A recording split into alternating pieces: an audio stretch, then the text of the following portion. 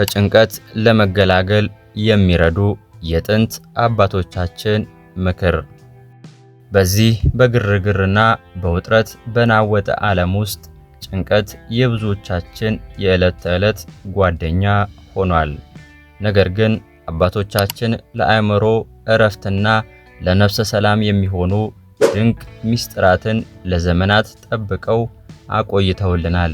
በዛሬው ቪዲዮአችን ከፍትሐ ነገሥት፣ ከመጽሐፈ አክሲማሪዮስ እና ከቅዳሴ መጽሐፍት የተገኙ አእምሮን የሚያሳርፉና ውስጣዊ ሰላምን የሚሰጡ ጥልቅ ሚስጥሮችን እንመለከታለን።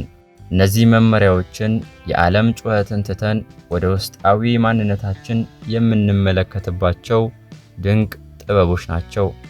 እስከ ቪዲዮ መጨረሻ አብራችሁን ቆዩ። ሰብስክራይብ ያላደረጋችሁ ሰብስክራይብ በማድረግ ቤተሰብ ይሁኑ። የአፈጣጠር ሚስጥርና የመረጋጋት ምንጭ። መጽሐፈ አክሲማሪዮስ እንደሚያስተምረን እግዚአብሔር ዓለምን ሲፈጥር የሰው ልጅ የሚያስፈልገውን ሁሉ አስቀድሞ አዘጋጅቷል። ይህ የሚያሳየን የሰው ልጅ ነገን በመፍራት ሊጨነቅ እንደማይገባው ነው። ፍጥረታት ሁሉ ለእኛ ጥቅም እንደተፈጠሩ ማሰብ፣ በፈጣሪ ጥበቃ ስር እንዳለን መረዳት ጥልቅ እረፍትን ይሰጣል። ጭንቀት የሚመጣው ነገን ለመቆጣጠር ስንሞክር ነው። ነገር ግን አባቶቻችን እንደሚመክሩን ዓለም የተመሰረተችው በታላቅ ሥርዓት ስለሆነ ራሳችንን ለዚያ ጥበብ አሳልፈን መስጠት የሰላም መጀመሪያ ነው። አእምሮን ከመበታተን መሰብሰብ። ጭንቀት የሚበረታው አእምሮአችን በተለያየ ሐሳቦች ሲበታተን ነው።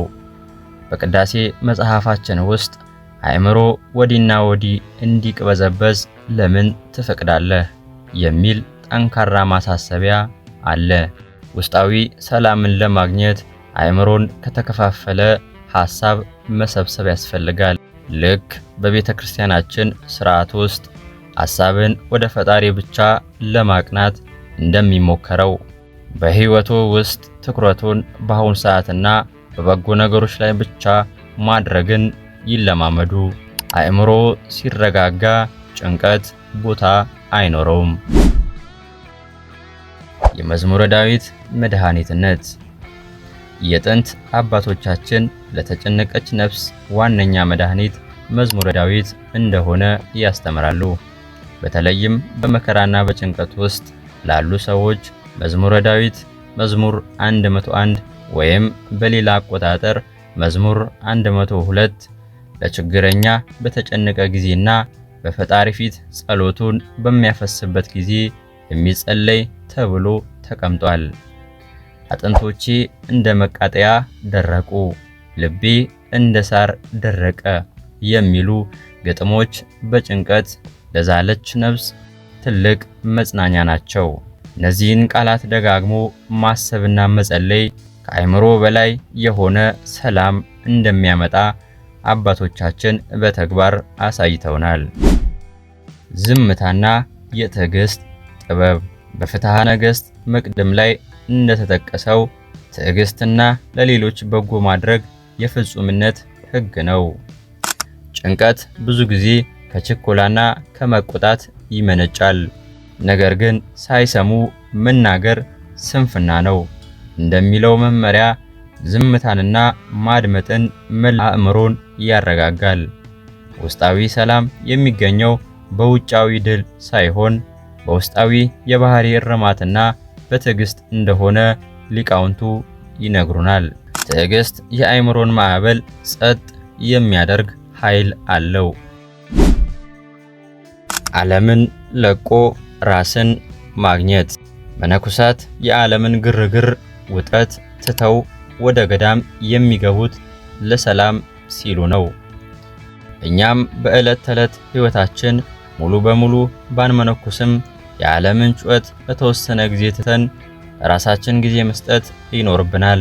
ስሜቶቻችንን በመቆጣጠርና የልብን ዓይን በመክፈት እውነተኛውን ሰላም ለማግኘት እንችላለን። አባቶቻችን እንደሚሉን በየቀኑ ለጥቂት ደቂቃዎች ከስልክ ከጩኸትና ከሥራ ወጥተን በዝምታ ማሳለፍ ነፍስን የማደስ ኃይል አለው።